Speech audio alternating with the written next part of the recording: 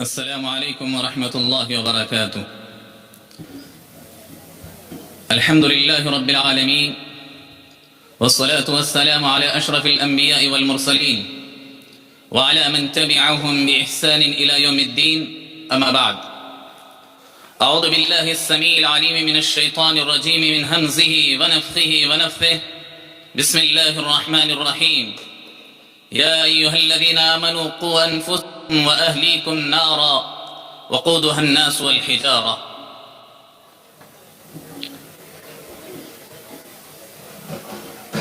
اللہ رب العالمین کا بے انتہا شکر و احسان ہے کہ اس کے فضل و کرم سے ایک اور مرتبہ ہم یہاں جمع ہیں.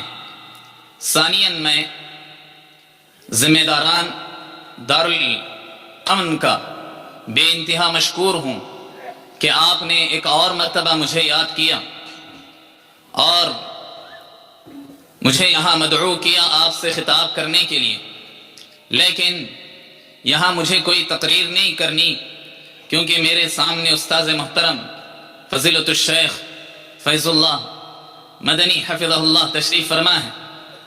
مختصر وقت میں مجھے کچھ باتیں آپ کے سامنے رکھنی ہیں.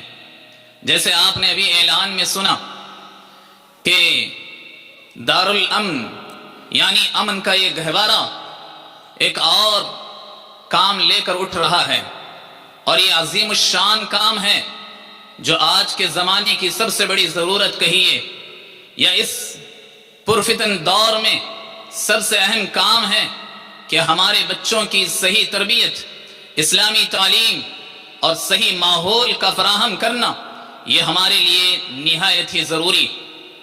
یقیناً میں بہت مبارکباد پیش کرتا ہوں آپ تمام ذمہ داران کو، اور ساتھ ہی ساتھ اس میں جتنے بھی شرکاء ہیں تمام کا میں بے حد مشکور ہوں اور بہت مبارکباد پیش کرتا ہوں کہ آپ نے ایک بہت بڑا کام لے کر اٹھا ہے.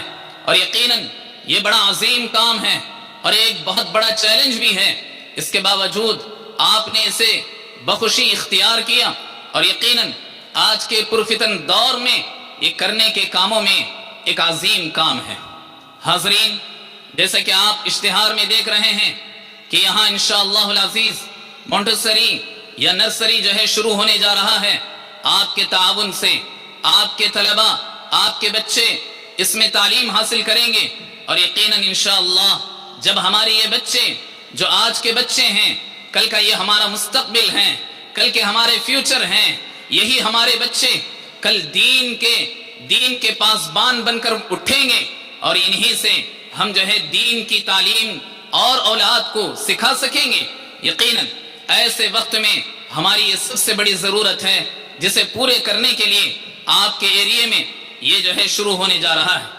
یقیناً بہت سارے آپ اسکولز دیکھتے ہیں، بہت سارے اور کالجز دیکھتے ہیں، لیکن بہت سارے کالجز اسلامک تعلیمات سے محروم ہیں، یا وہاں وہ چیزیں پڑھائی نہیں جاتی، یا پڑھائی بھی جاتی ہیں برائے نام ہوتی ہیں. حاضرین اکرام، اللہ رب العالمین نے تو یہ کہا یا ایھا الذین آمنوا قوا انفسکم واہلیکم نارا، تم بھی اپنے آپ کو جہنم کی آگ سے بچاؤ اور تمہاری اولاد کو بھی، تمہارے گھر والوں کو جہنم کی آگ سے بچانا تمہاری ذمہ داری ہے. حاضرین، یقیناً یہ بہت بڑی ذمہ داری ہے کہ ہم اپنے بچوں کو اسلامی تعلیم بھی دیں. چاہے آپ ڈاکٹر بنائیں، چاہے آپ انجینئر بنائیں، چاہے آپ کوئی بھی بنائیں، سب سے پہلے اپنے بچے کو مسلمان بنائیں. سب سے پہلے اپنے بچے کو مسلمان بنائیں اور موحد بنائیں.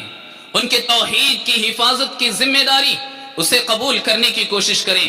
حاضرین، آپ یہ جانتے ہیں آج جس ماحول میں ہم اور آپ آنکھیں کھولے ہوئے ہیں، یا جس زمانے میں ہم اور آپ آنکھیں کھولے ہوئے ہیں، یقیناً یہ وہ دور ہے جو بہت سارے فتنوں کو لے کر اٹھا ہوا ہے، جس میں سے ایک فتنہ بچوں کے لیے ایک موبائل کا ایک فتنہ بہت ہی بڑا فتنہ ثابت ہو رہا ہے.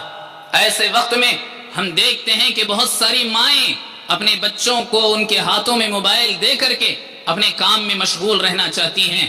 ایسے وقت میں یقین مانو یہ بہت ہی سنہرا موقع ہے کہ آپ اپنے بچوں کو اس میں داخل کریں. یہاں آپ کے بچوں کو اسلامی تعلیم بھی دی جائے گی، اسلامی ماحول بھی فراہم کیا جائے گا، ساتھ ہی ساتھ اکیڈمک کی تعلیم بھی دی جائے گی اور ساتھ ہی ساتھ اسلامی تربیت بھی کی جائے گی۔ حاضرین یہ بات یاد رکھیں، ہمارے بچوں کو تعلیم سے بڑھ کر تربیت کی ضرورت ہے اور تعلیم سے پہلے تربیت کی ضرورت ہے۔ اور ہم یہ دیکھیں کہ ہمارے بچے کیسے کیسے اسکولز میں جا رہے ہیں۔ حاضرین ایسے وقت میں یقیناً یہ بہت بڑی نعمت ہے اللہ تعالیٰ کی کہ آپ کو اللہ نے یہاں توفیق دی۔ ایسے وقت میں ہم یہی کہیں گے کہ ہمارے سب بچے اس میں داخل ہوں، بلکہ غیروں کے بچے ہمارے اس میں داخل ہونا چاہیے۔ اللہ کے رسول علیہ السلام کے پاس جہاں مسلمانوں بچوں کی تربیت ہوتی تھی وہیں غیر مسلم بچوں کی بھی تربیت ہوتی تھی۔ حاضرین یہ بات یاد رکھیں، تعلیم کہیں سے بھی حاصل ہو سکتی ہے، تربیت کے لیے سب سے پہلا مدرسہ ماں ہوا کرتی ہے۔ ماں اپنے بچے کا سب سے پہلا مدرسہ ہے، یا ماں کا گود سب سے پہلا مدرسہ ہے۔ اس لیے اسلام نے یہ تعلیم دی کہ تمہیں چاہیے کہ تم اپنے بچوں کی تربیت کے لیے اولاد کے پیدا ہونے کے بعد فکر نہ کرو، بلکہ تمہاری شادی ہونے سے پہلے یا ہم اپنے بچے کی شادی کرنے سے پہلے ایسی لڑکی کا انتخاب کریں جو اس کے آنے والی اولاد کی صحیح تربیت کر سکے، اسلامی تربیت کر سکے، اسلامی تعلیم اسے دلا سکے۔ یہی اسلام کی تعلیم ہے۔ حاضرین یہ عورت یا ایک ماں کا گود اس کے لیے پہلا مدرسہ ہوا کرتا ہے، اس کے بعد اس کے اساتذہ اس کے دوسرے استاذ یا دوسرا مدرسہ ہوا کرتے ہیں، اور یقیناً یہ والدین جسمانی باپ ہیں اور یہ اساتذہ روحانی باپ ہوا کرتے ہیں۔ جو اساتذہ توحید کی تعلیم دینے والے ہوں یقیناً ان سے بڑھ کر کوئی اور اچھا استاذ نہیں ہو سکتا۔ تو ایسے وقت میں ضرورت اس بات کی ہے کہ ہم اپنے بچوں کو اسلامی ماحول فراہم کریں۔ اس لیے اللہ کے رسول علیہ السلام کو آپ دیکھ لو، اللہ کے رسول علیہ السلام کی زندگی کو آپ پڑھ لو۔ اللہ کے رسول علیہ السلام کی زندگی سے ہمیں بے شمار واقعات سے بات معلوم ہوتی ہے کہ نبی علیہ السلام بچوں کی تربیت میں ماحول کو بڑا اہم کردار قرار دیا۔ اسی لیے اللہ کے رسول علیہ السلام نے فرمایا تم کہیں رینٹ پر اگر گھر خرید رہے ہو یا پھر کہیں تم اپنا گھر بنانا چاہتے ہو تو تمہیں چاہیے کہ تم اپنے گھر سے پہلے اپنے پڑوسی کو دیکھ لو، تاکہ معلوم نہ ہو کہ کہیں تمہارے بچوں کی تربیت میں ان کا ایک بہت بڑا کردار ہوا کرتا ہے پڑوسیوں کا۔ گویا ماحول کو صحیح بنانے، ماحول کو سنوارنے سجانے میں یہ پڑوسی کا بھی بڑا کردار ہوا کرتا ہے۔ اس لیے حضرات و خواتین میں آپ سے یہی گزارش کرنا چاہتا ہوں کہ اللہ کے رسول علیہ السلام کی زندگی کی 2-3 مثالیں آپ کے سامنے رکھ کر میں یہ بتانا چاہتا ہوں کہ ایسے مدارس یا ایسے جو کچھ مونٹیسری ہو یا دوسرے اسکولز ہوں ہماری اولاد کے لیے کتنی اہم ہوا کرتی ہیں۔ یہ بات یاد رکھیں، یہ بات آپ کے ذہن میں ہونا چاہیے کہ یہ بچے ان کا بچپن ہو یا لڑکپن یہ کورے کاغذ کی مانند ہوتے ہیں، یعنی یہ سفید کاغذ کی مانند ہے۔ اس میں جو لکھو وہ لکھا جائے گا، جو انہیں دکھاؤ وہ دیکھا جائے گا، وہ سب کچھ اس میں ثبت ہوتا چلا جائے گا۔ اس لیے ہمارے بچوں کی صحیح تربیت، ان کے عقیدے کی حفاظت، ان کی صحیح تعلیم کی ذمہ داری ہم والدین پر ہے۔ کل قیامت کے دن اللہ تعالی ہم سے یہ نہیں پوچھے گا کہ تم نے اپنی اولاد کو کتنی ڈگریاں دلائی، بلکہ اللہ رب العالمین ان کے دین سے متعلق ہم سے سوال کرے گا کہ بتاؤ کہ تم نے اپنے اولاد کی کہاں تک دینی تربیت کی، کہاں تک انہیں دین کی تعلیم دلائی۔ تو اس لیے حضرات آپ دیکھیں اللہ کے رسول علیہ السلام کی زندگی کو، اللہ کے نبی علیہ السلام اپنے بچوں کو مسجد پہنچایا کرتے، اپنے ساتھ بچوں کو مسجد لے جایا کرتے۔ بے شمار احادیث ہیں، آپ سمجھ سکتے ہیں کہ اللہ کے رسول علیہ السلام کی خواہش یہ ہوا کرتی کہ آپ لمبی نمازیں پڑھائیں، لیکن جب بچوں کی آوازیں اللہ کے رسول علیہ السلام کے کانوں سے ٹکراتی اللہ کے رسول صلی اللہ علیہ وسلم مچل جاتے اور اللہ کے رسول صلی اللہ علیہ وسلم نماز کو مختصر کر دیا کرتے تھے۔ تو حاضرین گویا یہ بات معلوم ہوتی ہے کہ اس وقت مساجد ہی بچوں کی تربیت کے لیے سب سے اہم مقام سمجھا جاتا تھا۔ اس لیے صحابہ کرام اپنے بچوں کو اللہ کے رسول علیہ السلام کی خدمت میں رکھا کرتے تھے، کیا کرنے کے لیے؟ اور خدمت کرنے کے لیے نہیں، بلکہ اللہ کے رسول علیہ السلام کے ساتھ رہ کر کے آپ علیہ السلام کی تعلیمات کو حاصل کیا کرتے تھے۔ خود حضرت انس بن مالک رضی اللہ عنہ کہتے ہیں میں اللہ کے رسول علیہ السلام کی خدمت میں بہت چھوٹا بچہ تھا، تب میری ماں نے لا کر مجھے اللہ کے رسول علیہ السلام کے حوالے کیا اور 10 سال تک میں اللہ کے رسول علیہ السلام کی خدمت میں رہا۔ اس کا اندازہ آپ کریں. آپ خدمت میں رہے, خدمت کرنے کے لیے ہی نہیں, خدمت تو کرتے ہی تھے, ساتھ ہی ساتھ اللہ کے رسول علیہ السلام کی یہ صحابی حضرت انس بن مالک رضی اللہ عنہ ان جلیل القدر صحابہ کرام میں ہیں جنہوں نے سب سے زیادہ اللہ کے رسول علیہ السلام سے احادیث روایتیں کی ہیں. احادیث روایتیں کی ہیں. بعض اہل علم نے کہا کہ ان کا تیسرا مقام ہے. پہلا حضرت ابو ہریرہ رضی اللہ عنہ, دوسرا حضرت عائشہ رضی اللہ عنہا, تیسرے یہی جو ہے صحابی ہیں جن کو اللہ کے رسول علیہ السلام کی خدمت میں رکھا گیا. حاضرین آپ غور کریں, آپ غور کریں اللہ کے رسول علیہ السلام کیسی تربیت کیے ہوں گے. حضرت زید بن حارثہ کے فرزند کی حضرت اسامہ بن زید رضی اللہ عنہ کے سلسلے میں آپ پڑھیں. حضرت اسامہ بن زید رضی اللہ عنہ صرف 18 سال کی عمر میں سپہ سالار بن کر نکلتے ہیں, اور تربیت کہاں سے حاصل کی؟ اللہ کے رسول علیہ السلام کے چبوترے سے, اللہ کی مسجد نبوی کے چبوترے سے, اللہ کے رسول علیہ السلام کی خدمت میں رہ کر کے انہوں نے وہ تعلیم حاصل کی کہ بچپن میں ہی آپ جانتے ہیں, بخاری کی روایت ہے, صحابہ اکرام چھوٹے بچے ہوا کرتے, 7 سال کا بچہ امام بنتا ہے. آج ہمارے بچوں کو دیکھو جو ایسے ویسے اسکولوں میں پڑھتے ہیں, بدعتیوں و خرافیوں کے اسکولوں میں دیکھتے ہیں, ان کا عقیدہ خراب ہو رہا ہے, ان کی دین پر جو ہے خطرہ منڈلا رہا ہے. ایسے وقت میں ضرورت اس بات کی ہے کہ ہم اپنے بچوں کی صحیح تربیت بھی کریں اور صحیح ماحول بھی فراہم کریں. اور یقیناً آپ جانتے ہیں, آپ کو اس بات کو جان کر خوشی ہوگی کہ انشاءاللہ العزیز کھیل کا میدان بھی ہوگا, بچوں کے لیے بہت ساری سہولتیں بھی ہوں گی, کھیل کی بہت ساری چیزیں بھی ہوں گی, بچوں کو بہلاتے بہلاتے بہت ساری دین کی تعلیم دی جائے گی, دین کی تعلیم دی جائے گی. جیسا کہ اللہ کے رسول علیہ السلام بھی جب بھی بچوں کے ساتھ مذاق کرتے, جب بھی اللہ کے رسول علیہ السلام بچوں سے مخاطب ہوتے تو کہیں نہ کہیں آپ تربیت کا کوئی نہ کوئی پہلو دکھاتے تھے. حضرت عبداللہ ابن عباس رضی اللہ عنہ کہتے ہیں اللہ کے رسول علیہ السلام جب مدینے کے اندر داخل ہوتے, مدینے کے اندر جب آتے یا کہیں سے سفر سے آتے, بچے اللہ کے رسول علیہ السلام کے سواری کے آگے پیچھے دوڑنے لگتے. جتنے بچوں کو ممکن ہو سکتا اللہ کے رسول علیہ السلام اپنی سواری پر بٹھا لیتے. ایک مرتبہ حضرت عبداللہ ابن عباس کہتے ہیں مجھے اللہ کے رسول علیہ السلام نے اپنی سواری پر پیچھے بٹھایا اور کہا یا غلام انی اعلمک کلمات احفظ اللہ یحفظک. یعنی اللہ کے رسول علیہ السلام نے عبداللہ ابن عباس جو چھوٹے سے بچے تھے ان کی تربیت کا کیسا خیال رکھتے ہیں. کہتے ہیں کہ میں تمہیں بڑی اہم باتیں کہنے جا رہا ہوں, تم اسے غور سے سنو اور یاد رکھ لو, اسے یاد کر لو. وہ اللہ کے رسول علیہ السلام کی تربیت کا انداز دیکھیے.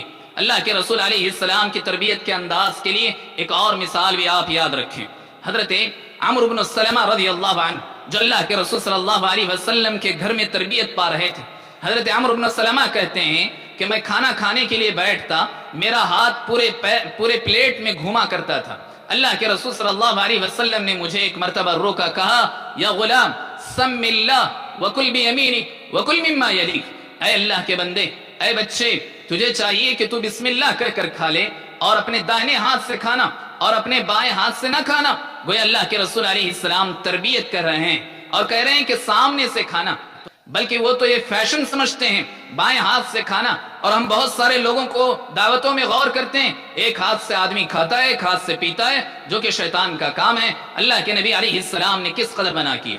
تو ایسے وقت میں ہمارے بچوں کی ایسی اسلامی تربیت کے لیے ضروری ہے کہ ہم ایسے تربیتی ماحول میں بچوں کو داخل کریں جہاں ایسی تربیت کی جاتی ہو, اسلامی تربیت کا ماحول جہاں ہو وہاں ہم اپنے بچوں کو رکھنا چاہیے. اور یہ بات بھی یاد رکھیں, جب کوئی اور اسکولوں میں ہم اپنے بچوں کو داخل کیے ہوئے ہیں وہاں ہم اچھی طرح غور کر سکتے ہیں کہ ہمارے بچوں کے اندر سے حلال و حرام کی تمیز ختم ہوتی نظر آتی. اگرچہ کہ بچوں پر وہ اسلام کی تعلیمات پوری طرح فرض نہیں, لیکن تربیت کا ماحول فراہم کرنا ہم والدین کی ذمہ داری. اللہ کے رسول علیہ السلام کے نواسے حضرت حسن رضی اللہ عنہ کے بارے میں آتا ہے, مسند احمد کی روایت ہے. اللہ کے رسول علیہ السلام نے دیکھا ایک مرتبہ کہ حضرت حسن رضی اللہ عنہ نے کھجور, ایک جو صدقے کے کھجور اللہ کے رسول علیہ السلام کی خدمت میں آتے تھے, اس میں سے ایک کھجور اٹھا کر اپنے منہ میں ڈال لیا. اللہ کے رسول علیہ السلام چاہتے تو چھوڑ دیتے, چھوٹا سا بچہ ہے, منہ کے اندر ڈال لیا ہے, اب اس کو کیسے نکالا جائے. اس کے باوجود اللہ کے رسول علیہ السلام کی تعلیم پر غور کرو, تربیت پر غور کرو. اللہ کے رسول علیہ السلام نے فرمایا کخ اما علمت اما شعرت ان لا ناکل الصدقہ, کہ تمہیں چاہیے کہ تم تھوک دو, کیا تمہیں معلوم نہیں کہ ہم پر جو ہے صدقہ حرام ہے, یعنی ہم اہل جائز نہیں ہے وہ اللہ کے رسول علیہ السلام نے ان کے منہ میں سے نکال کر بتا.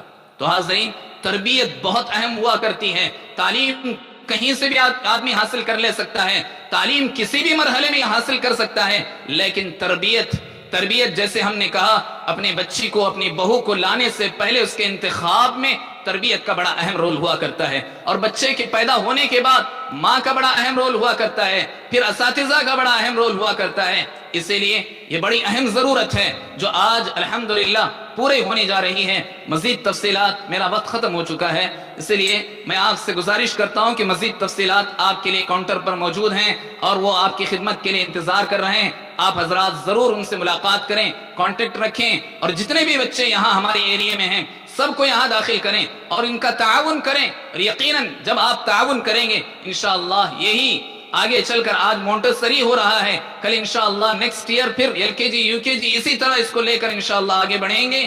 اور اس کا مقصد صرف للہیت ہوئے، اس کا مقصد صرف اللہ کے دین کی آبیاری ہے، اللہ کے دین کی حفاظت ہے، جو آج کے زمانے کا ایک سب سے بڑا چیلنج ہے. اللہ رب العالمین سے دعا کرتے ہیں کہ اللہ تعالیٰ جن لوگوں نے بھی اس کے لیے کوششیں کی، باہر رہ کر یہاں اپنے ایریے والوں کی خدمت کے لیے بہت ہی فکر مند ہیں، ان تمام کے حق میں، اور جتنے بھی یہاں بیٹھے ہوئے ہیں، جتنے بھی مائیں ہیں، اللہ تعالیٰ سے ہم دعا کرتے ہیں کہ اللہ تعالیٰ ان کے تمام تر اہم مقاصد کو، جائز مقاصد کو اللہ تعالیٰ پورے فرمائیں، اور ہمارے اس کام میں اور جس کی بنیاد ہم ڈالنے جا رہے ہیں، اللہ تعالیٰ ان کے ذمہ داروں میں اخلاص پیدا فرمائیں، پڑھانے والوں میں، پڑھنے والوں میں اللہ تعالیٰ اخلاص پیدا فرمائیں. اللہ تعالیٰ ہم تمام کو جو کچھ ٹوٹے پھوٹے اعمال کر رہے ہیں اللہ تعالیٰ انہیں شرف قبولیت بخشے.